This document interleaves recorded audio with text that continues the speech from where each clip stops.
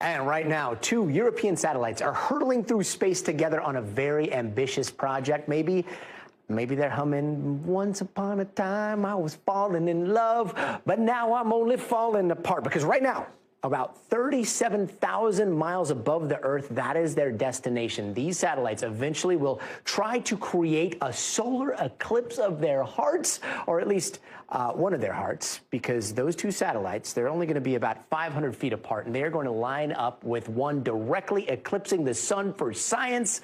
And they took off today from a space center in India. It is the first time anything like this has been tried, and here's how they say it's supposed to work.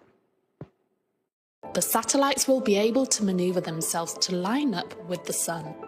One spacecraft will cast a shadow onto another to produce the solar eclipse effect.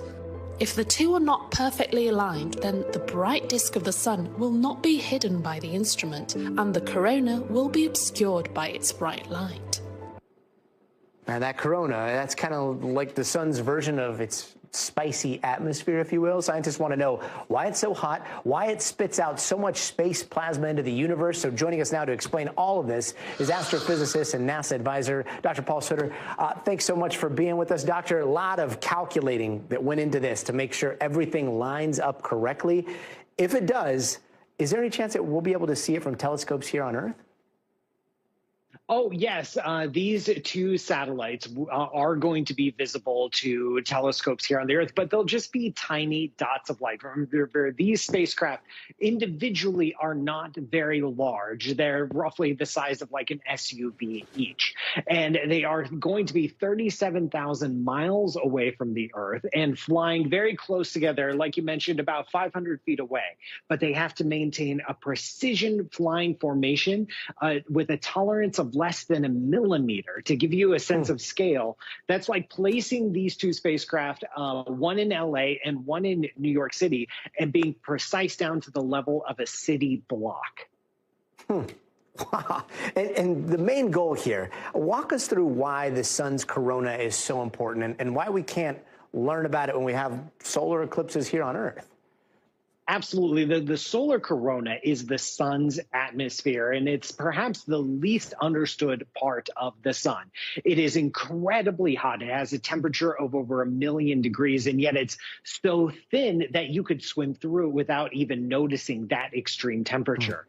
And the solar corona is the home of solar weather. This is where solar storms are born. These are where flares are born.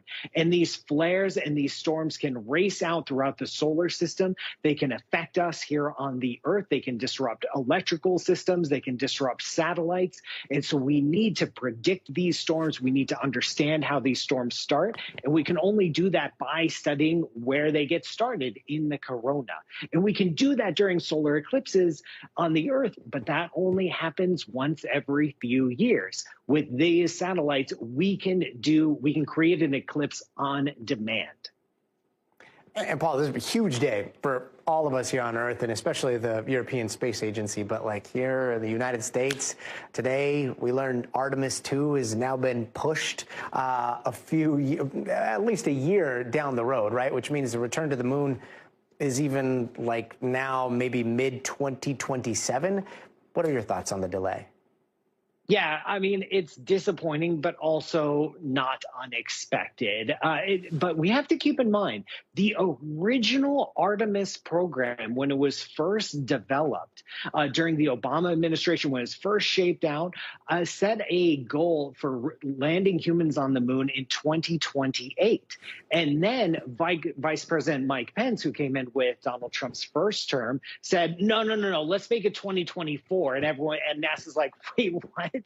And so we've been trying to maintain that goal, but now we've been pushing it back. So we're actually going back to the original plan that we had, that NASA thought was a reasonable timeline for getting us back onto the moon. We're going to do it one way or the other. We're going to do it one of these years. We are making slow but steady progress. It is going to happen, and delays are part of the process because we are developing new technologies.